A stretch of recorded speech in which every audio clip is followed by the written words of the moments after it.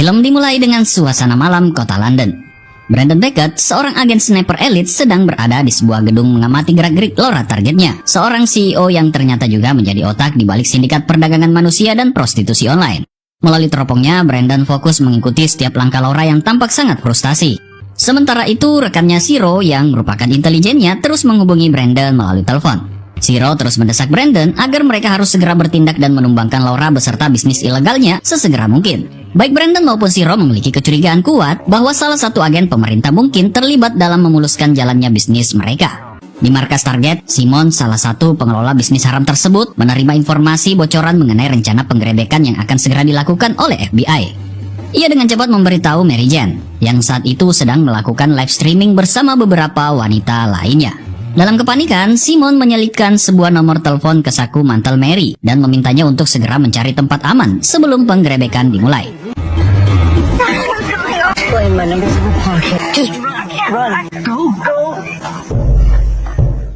Tak lama, Dex yang merupakan kaki tangan Laura pun menyampaikan kabar dari atasannya bahwa 30 menit lagi FBI akan tiba. Dex, Gildy, Rosie, dan beberapa rekan lainnya memutuskan untuk menyingkirkan semua bukti termasuk para wanita di markas tersebut. Dengan kejam, mereka menembak satu persatu wanita yang ada di sana, memastikan tidak ada yang selamat. Bahkan seorang wanita yang mencoba melarikan diri melalui ventilasi udara ditembak mati oleh Gildy saat berusaha kabur.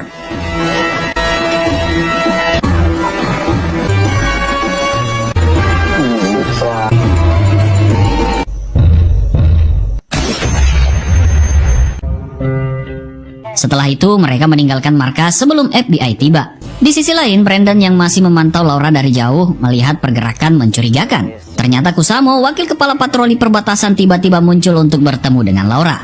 Brandon terus mencoba menghubungi Shiro untuk melaporkan kejadian itu, namun tidak mendapat jawaban karena Shiro baru saja tiba di markas sindikat tersebut. Di sana ia hanya menemukan ruangan yang kosong dan hanya ada mayat-mayat para wanita yang dibantai tanpa belas kasihan. Tak lama kemudian, Shiro akhirnya menjawab panggilan Brandon. Brandon segera melaporkan bahwa ia melihat Kusamo yang seharusnya menangkap Laura justru tampak bekerja sama dengannya. Brandon melihat Kusamo berjabat tangan dengannya dan membiarkannya masuk ke dalam mobil. Maka dari itu, Brandon pun menangkap Kusamo. Keesokan harinya di Kedutaan Besar Amerika Serikat di London, Brandon Beckett sedang berada di kantornya ketika atasannya Gabriel Stone tiba dengan wajah serius.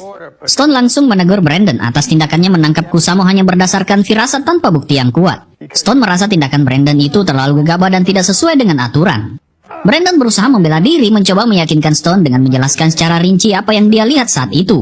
Dia yakin bahwa tindakan Kusamo semalam terhadap Laura sangat mencurigakan, dan itulah alasan dia memutuskan untuk menangkapnya. Namun percakapan mereka tiba-tiba terhenti ketika Kusamo muncul di kantor Brandon.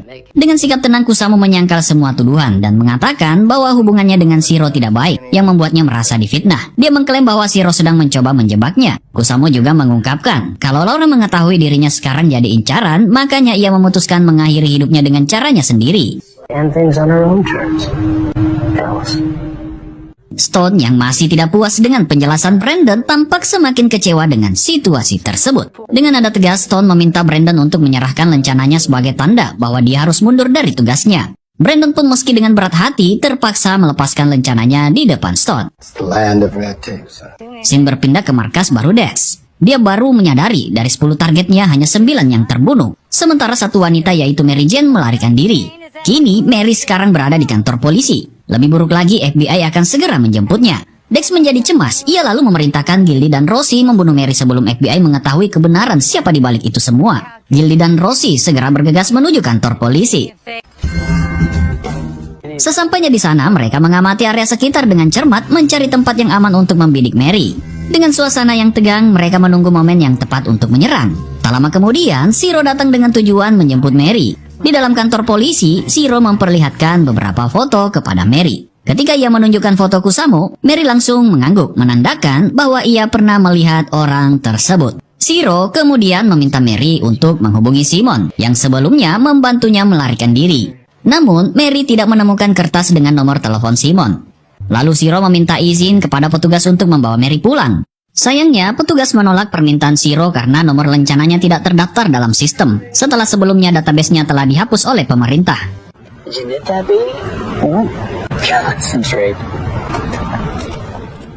Sementara itu, Gildy yang sudah lama membidik Mary dari kejauhan melepaskan tembakan. Namun tembakannya meleset dan malah mengenai seorang petugas polisi. Karena pada saat bersamaan, Mary merunduk untuk mengambil kertas yang berisi nomor telepon Simon yang ia cari.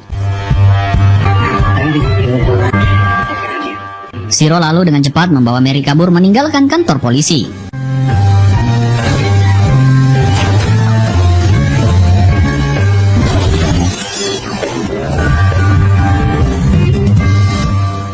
Di sisi lain, Brandon bertemu dengan Stone di luar jam kerja. Dalam percakapan itu, Stone mengakui bahwa ia sebenarnya percaya Kusamo telah disogok dan bertanggung jawab atas sejumlah tindakan kotor. Namun, Stone tampak acuh tak acuh menolak membantu Brandon karena merasa itu semua sia-sia. Stone menjelaskan bahwa kasus seperti ini bukanlah hal baru baginya. 40 tahun yang lalu, Stone seperti Brandon pernah berjuang untuk menegakkan keadilan dan mempertahankan integritas hukum. Namun, pengalaman panjangnya membuatnya merasa usaha itu sia-sia. Beberapa koruptor dan penjahat lolos begitu saja karena celah teknis. Dan meskipun Stone pernah menangkap mafia di dalam instansi pemerintahan, orang-orang itu tetap lolos, bahkan dipromosikan. Stone kini merasa bahwa keadilan sejati sulit dicapai, membuatnya enggan melawan sistem yang rusak. Mendengar hal itu, Brandon tampak kecewa dan pergi begitu saja. Enjoy your retirement, sir. Kembali ke Dex, ia langsung melihat wajah murung Gildy dan Rosie yang menandakan bahwa mereka telah gagal menjalankan tugas. Do you have any? No. We did everything we could. Do you have any clue? Mengetahui hal ini, Dex langsung murka. Amarahnya meledak. Ia mengamuk dan membanting kursi dengan frustasi.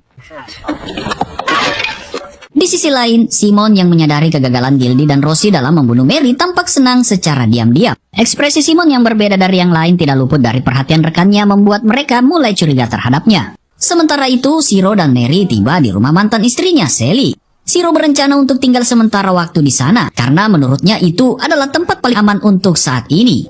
Kedatangan mereka pun disambut hangat oleh suami Sally yang bernama Sydney. Sydney sangat senang dan mengatakan kalau Shiro bisa tinggal dengan mereka kapan saja. Namun Sally tidak setuju, ia hanya mengizinkan Shiro bersama Mary tinggal semalam saja. Tak lama kemudian Brandon datang. Shiro memperkenalkan Brandon kalau dia adalah anggota CIA sekaligus penembak terbaik. Sydney kemudian mengajak mereka makan malam bersama. I couldn't even wear stuffed animal diapers in the world.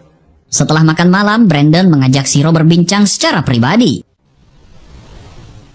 Brandon menanyakan apa langkah selanjutnya setelah mereka diskors. Shiro pun mengatakan kalau esok hari kita akan menemui teman lama yang bisa membantunya yang bernama Lady Death. We'll see our old friend. Lady Death sekarang bekerja sebagai pelayan di sebuah kafe di Baltimore Hills dan memiliki seorang teman hacker bernama Pete. Pagi itu Brandon, Shiro, dan Mary tiba di kota tersebut lalu berpencar untuk mencari Lady. Ketika Lady melihat Brandon mendekati kafe, ia segera bersembunyi dan menginstruksikan Pete untuk membawa Brandon ke tempat yang lebih terpencil. Pete pun segera memandu Brandon ke lokasi yang sepi lalu meninggalkannya sendirian. Tiba-tiba Lady muncul dari belakang dan tanpa peringatan menghajar Brandon.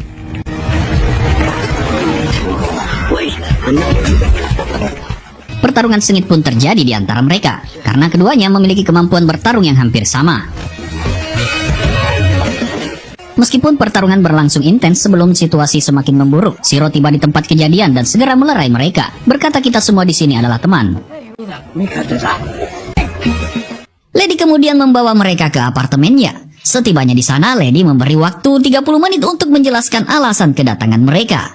Shiro langsung mengambil kesempatan itu untuk memaparkan situasi yang mereka hadapi, serta memohon bantuan Lady. Namun, Lady dengan tegas menolak tawaran tersebut. Saat situasi tampak buntu, Mary akhirnya angkat bicara. Dengan suara penuh emosi dan sedih, ia menceritakan bagaimana ia bisa terjebak dalam jaringan perdagangan manusia. Mary menjelaskan bahwa ia ditipu oleh kelompok yang memberitahunya bahwa orang tuanya telah meninggal, sehingga ia tumbuh besar berpindah-pindah di panti asuhan. Di salah satu panti asuhan, mereka menemukan Mary. Pada saat itu, ia mengira mereka orang baik karena mereka berjanji akan mempertemukannya dengan orang tuanya dan mengungkap bahwa ia memiliki adik laki-laki. Namun, kenyataannya jauh lebih kelam. Mary dibawa menggunakan kontainer tanpa makanan atau minuman bersama 9 gadis lainnya. Saat tiba di tujuan, nasibnya semakin buruk. Mary dijadikan PSK, tidak diizinkan meninggalkan kompleks tempat ia ditahan, apalagi menghubungi dunia luar. Tidak ada telepon, tidak ada teman, dan ia dipaksa tetap di dalam. Bahkan, Mary dipaksa melucuti pakaiannya di depan kamera, di mana video tersebut dijual untuk Bitcoin.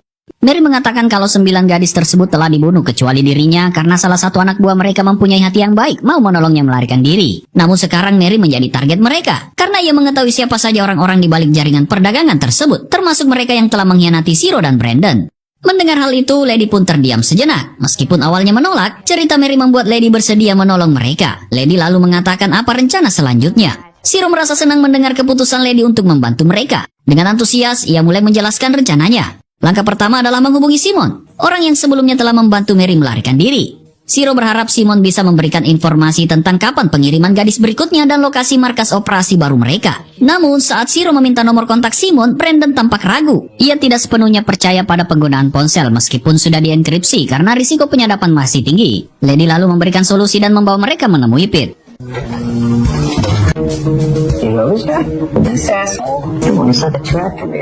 Setelah sampai di rumah Pete, Mary langsung menghubungi Simon. Namun sayangnya yang mengangkat telepon bukan Simon melainkan temannya. Orang tersebut tidak memberikan balasan apapun dan langsung memutuskan sambungan. Boom. Got it. Well, they that stuff me in a metal. Alright, intelligence. Not really dead. Can you please make that happen? Yes. Curiga, teman Simon segera melaporkan panggilan itu kepada Dex. Tak lama setelah itu, Dex meminjam ponsel Simon dengan alasan menggunakan senter untuk mencari sesuatu. There it is. Saat itu ponsel terus berdering. Dex meminta Simon untuk menjawab panggilan tersebut dan menyalakan pengeras suara. Ketika panggilan diterima, nyata itu adalah Mary yang menghubungi. Simon ketakutan dalam menjawab panggilan Mary. Dalam percakapan singkat itu, Mary meminta Simon untuk menemuinya dan Simon meminta alamat pertemuannya. Setelah menutup telepon, Dex segera menyusun rencana. Ia menyadari ini adalah peluang emas untuk menangkap Mary tanpa membuatnya curiga. Dex memutuskan untuk memantau pertemuan itu dari kejauhan, agar tidak terkesan sebagai penyergapan, dan supaya Mary serta kelompoknya tetap merasa aman. Dex kemudian memberikan instruksi pada Rosie untuk tetap tinggal di markas demi berjaga-jaga. Sementara itu, Relic, Gildy, dan Simon harus ikut bersama Dex untuk memastikan rencana berjalan lancar. Dengan susunan tim tersebut, Dex berharap dapat menangkap Mary dengan mudah tanpa menimbulkan kecurigaan. Sementara itu, di sisi lain, Brandon, Shiro, Lady, Mary, dan Pete sedang bersantai di tempat Pete, menikmati soda yang ada di rumah Pete. Terlihat saat itu Mary dan Pete mulai akrab. Mereka berbincang dengan hangat. Pete memberitahu Mary bahwa dia sedang mengembangkan sebuah aplikasi berbasis podcast yang berisi program teka-teki yang interaktif. Dan mereka berdua terlihat tertarik membahas ide tersebut. That is literally the greatest. Di sisi lain, Lady tengah bercerita kepada Shiro dan Brandon tentang pengalaman pribadinya saat berhasil melarikan diri dari Jepang. Scene kemudian berpindah ke Stone yang sedang bersiap-siap untuk meninggalkan kantornya. Namun tiba-tiba sekretarisnya muncul membawa sebuah dokumen dari Kusamo. Stone yang awalnya berencana pergi memutuskan untuk tetap tinggal dan membuka dokumen tersebut. Di dalamnya terdapat laporan kematian Laura, disertai foto Laura yang ditemukan meninggal di bathtub dan juga sebuah botol pil yang bertuliskan Utica, New York. Melihat laporan itu, Stone terkejut dan mulai merasa ada sesuatu yang janggal. Meskipun sebelumnya dia tidak tertarik untuk menyelidiki kasus ini karena akan segera pensiun, namun kematian Laura kini menarik perhatiannya. Stone merasa kematian Laura adalah rekayasa dari seseorang.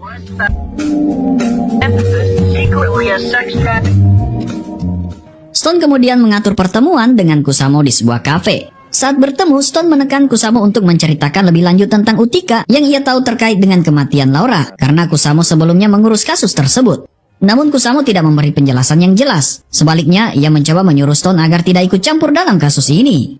It's my case.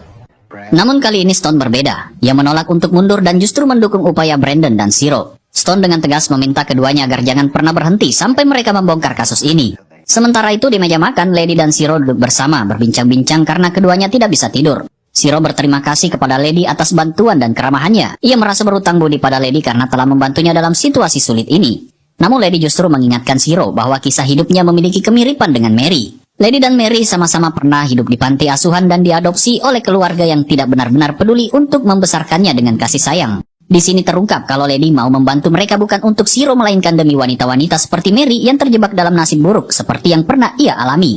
Doing this for you. Di sisi lain, Dex, Simon, Gildy, dan Relic sudah hampir sampai di kota tujuannya.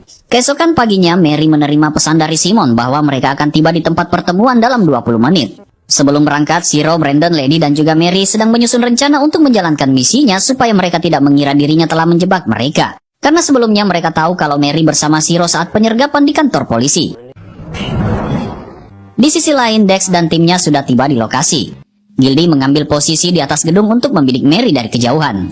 Tak lama, Simon kemudian menerima pesan terakhir bahwa Mary akan segera tiba. Namun, setelah Simon menyampaikan pesan itu, Dex membunuhnya dan mulai menyusun rencana selanjutnya. Okay. Singkat cerita, misi pun dimulai. Lady tiba lebih dulu di teras kafe, diikuti oleh Mary beberapa saat kemudian. Relic, anak buah Dex, sudah berada di sana mengawasi tanpa menyadari bahwa Lady adalah lawannya. Begitu pula Lady, yang tidak tahu bahwa Relic adalah musuh. Sementara itu, Brandon dan Zero sedang mencari posisi ideal di gedung seberang untuk berjaga-jaga jika situasi memburuk. Namun, tanpa mereka sadari, mereka sebenarnya berada di gedung yang sama dengan Dex dan anak buahnya. Dex di atap, sementara Brandon dan Zero di lantai bawah. Setelah beberapa lama menunggu, Mary dan Lady mulai merasa ada yang aneh karena Simon tak kunjung muncul. Lady mulai mencurigai pria yang duduk di depan mereka. Dari gedung seberang, Zero yang mengamati situasi juga mulai curiga terhadap Relic. Lady yang sudah memiliki firasat buruk mulai mempersiapkan diri. Saat sebuah klakson terdengar, Mary panik dan berdiri, begitu pula Relic. Tepat saat itu, Dex memerintahkan Gildy untuk menembak, namun tembakannya meleset dan hanya mengenai gelas di depan Mary. Lady yang sudah siap berhasil menarik Mary dan menyelamatkannya dari tembakan tersebut. Lady menyuruh Mary mencari perlindungan sementara ia akan menghadapi Relic. Gildy terus berusaha menembak Mary namun gagal mengenai sasarannya.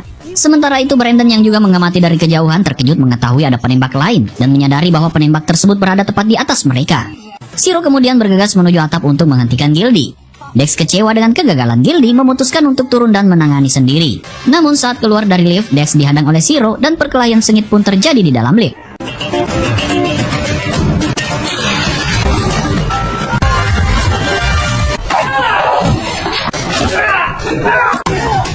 Akhirnya Zero berhasil melumpuhkan Dex. Di sisi lain, Lady dan Relic saling berbalas tembakan. Relic bersembunyi di balik beton sementara Lady berlindung di balik tong sampah. Sebuah truk tiba-tiba berhenti di antara mereka memberi masing-masing perlindungan sementara.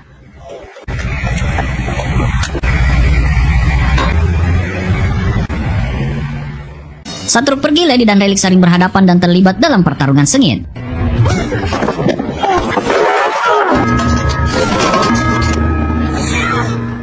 Tiba-tiba sebuah mobil polisi mendekat membuat Lady melarikan diri. Relic yang terjebak mengancam seorang warga sekitar. Namun sebelum ia bisa bertindak lebih jauh, Brandon menembaknya tepat di kepala dari kejauhan.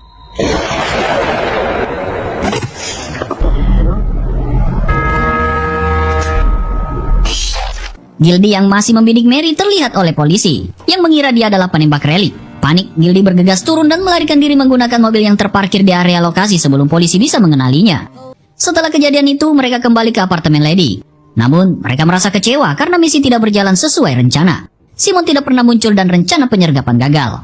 Zero kemudian menunjukkan ponsel milik Dex yang ia ambil, namun ponsel tersebut terkunci dengan kata sandi yang tidak bisa mereka buka. Dalam situasi frustasi, Brandon tiba-tiba teringat Pete yang merupakan seorang hacker. Singkat cerita, mereka tiba di tempat Pete. Setelah melihat ponsel Dex, Pete mengonfirmasi bahwa ponsel tersebut terenkripsi. Namun, ia meyakinkan mereka bahwa itu bukan masalah besar. Dengan cepat, Pete mengutak-atik ponsel tersebut dan berhasil membuka pesan berisi lokasi pengiriman serta ID kontainer. Dalam pesan tersebut juga terdapat database yang mencantumkan 12 nama perempuan yang menjadi target Laura. Mengetahui hal ini, Zero segera memutuskan untuk bergerak cepat menuju lokasi penyimpanan kontainer yang berada di pelabuhan Philadelphia. Sedangkan Mary diminta untuk tetap bersama Pete karena tempat tersebut dianggap aman. Of course. We could do a puzzle. Di sisi lain, Gildy tiba di markas dan disambut dengan pelukan hangat oleh saudaranya, Rosie. Rosie merasa lega karena Gildy berhasil selamat. Sementara Dex dan anggota tim lainnya telah tewas dalam misi sebelumnya. Sementara itu, Stone menyelinap masuk ke rumah Kusamo setelah memastikan Kusamo keluar. Di dalam, Stone mulai mencari barang bukti keterlibatan Kusamo. Setelah beberapa saat, dia menemukan sebuah berkas yang menarik perhatiannya. Ketika Stone membuka berkas tersebut, dia menyadari bahwa isinya adalah laporan palsu tentang kematian Laura yang dipalsukan untuk terlihat seperti bunuh diri. Hal ini mengonfirmasi kecurigaannya bahwa kematian Laura adalah rekayasa, dan Kusamo berada di balik rencana itu. Namun, tiba-tiba Kusamo muncul menodongkan pistol ke arah Stone. Dalam sekejap, Stone bereaksi cepat menghantam Kusamo, lalu melarikan diri dan bersembunyi untuk menghindari serangan balasan. Di sisi lain, Zero, Brandon, dan Lady telah tiba di pelabuhan. Brandon mengambil posisi di atas tumpukan kontainer, mempersiapkan senapannya untuk membidik anak buah Laura yang sedang sibuk menurunkan barang-barang dari mobil angkutan. Sementara itu, Lady yang bersembunyi di balik salah satu kontainer melihat seorang anak buah Laura mendekatinya. Tanpa ragu, Lady melancarkan serangan cepat dan menghajar orang tersebut sebelum ia sempat menyadari keberadaannya. Lady bergerak perlahan mengendap-endap mendekati salah satu anak buah Laura. Tanpa disadari, ia menghajar pria itu hingga terjatuh. Namun, aksinya menarik perhatian anak buah lainnya yang segera mengarahkan tembakan ke arah Lady. Dengan sigap, Lady menghindar dan berlari mencari tempat aman. Dalam keadaan terdesak, Brandon yang sudah siap di atas kontainer segera menembak penyerang tersebut melumpuhkannya. Sementara itu Gildy dan Rosie yang bersembunyi tidak jauh dari sana melihat situasi semakin tegang. Mereka sadar ada penembak jitu yang kembali mengincar dan misi mereka kini terancam gagal. Mereka pun mulai merencanakan langkah selanjutnya untuk melawan dan melindungi rencana mereka. Gildy segera membagi tugas, ia naik ke atas kapal bersiap untuk menembak, sementara Rosie memanjat ke atas kontainer setelah melihat Shiro turun. Ketika Rosie sampai di atas kontainer, ia langsung menyerang Brandon dari belakang. Beruntung, Brandon mendengar gerakannya dan berhasil membalikan keadaan, menghantam Rosie dan menodongkan senjata ke perutnya. Melihat situasi tersebut, Gildy yang berada di kapal mencoba menembak Brandon untuk menyelamatkan Rosie. Namun tembakannya meleset. Peluru itu malah membuat senjata Brandon terjatuh dan hampir mengenai Shiro di bawah. Ketegangan meningkat ketika Brandon dan Rosie terlibat baku hantam di atas kontainer. Sementara Shiro mencoba mencari cara untuk membantu dari bawah. Shiro segera mengambil senjata Brandon yang terjatuh dan menggunakan teropongnya untuk mencari posisi Gildy. Sementara itu pertarungan sengit terjadi antara Brandon dan Rosie. Keduanya sama-sama kuat dan terus saling serang. Ketika Brandon merangkak untuk mengambil pisau yang ada di dekatnya, Gildy yang melihat kesempatan itu melepaskan tembakan dari atas kapal. Namun tembakannya meleset dan justru mengenai Rosie yang tanpa sengaja berdiri di jalur tembak. Rosie terjatuh membuat Gildy terpukul dan syok melihat saudaranya terluka parah. Di saat yang sama Shiro menemukan posisi Gildy dan dengan cepat menembaknya dari kejauhan dan berhasil melumpuhkannya. Di lain tempat Kusamo terlihat sedang mencari-cari tempat persembunyian dari Stone. Saat Kusamo merunduk di bawah ranjang dan menembak, tiba-tiba Stone muncul dan langsung menghantam Kusamo membuatnya tak sadarkan diri. Kembali ke pelabuhan, pihak kepolisian tiba di lokasi dan membebaskan para gadis yang disekap. Di tengah situasi tersebut, Brandon menerima telepon dari Stone. Stone memberitahunya bahwa ia baru saja memborgol Kusamo dan menemukan bukti bahwa Laura Lake memalsukan kematiannya. Stone juga mengungkapkan bahwa berkat bantuan Kusamo, Laura kemungkinan saat ini berada di Amerika. Mendengar informasi itu, Brandon teringat pertemuan awal antara Laura dan Kusamo yang sebenarnya adalah untuk merencanakan pemalsuan kematian Laura. Brandon menduga bahwa Laura telah menyamar dan berbaur dengan para wanita yang akan diselundupkan ke Amerika, memberinya identitas baru yang aman di sana. Menyadari akan hal itu, Brandon pun langsung mengejar ambulans dan Shiro yang melihat Brandon dengan cepat ikut dengannya. Ternyata mereka terlambat. Laura sudah melarikan diri dan membunuh para petugas medis di dalam mobil tersebut. Laura yang berjalan kaki untuk melarikan diri tiba-tiba dihampiri oleh sebuah mobil yang menawarkan tumpangan. Ternyata pengemudinya adalah Mary. Tanpa basa-basi, Mary yang menyimpan dendam mendalam terhadap Laura langsung menikamnya berulang kali hingga tewas, lalu menurunkan jasadnya di tengah jalan. Tak lama kemudian, Brandon, Shiro, dan Lady menemukan mayat Laura di lokasi tersebut. Lady lalu memberitahu bahwa sebelumnya Pete mengabarkan bahwa Mary telah pergi dengan menggunakan mobil Pete. Mereka pun yakin bahwa Mary yang telah membunuh Laura. Keesokan harinya di ruang sidang, Stone mengumumkan bahwa ia akan resmi pensiun dari CIA. Namun, ia memutuskan untuk menunda pensiunnya karena berencana membentuk tim GRID, Global Response and Intelligence Team, bersama Brandon, Shiro, dan Lady untuk menghadapi ancaman baru di masa depan. Dan untuk menonton kelanjutannya, linknya ada di deskripsi. Dengan begitu, film pun berlanjut. Actually.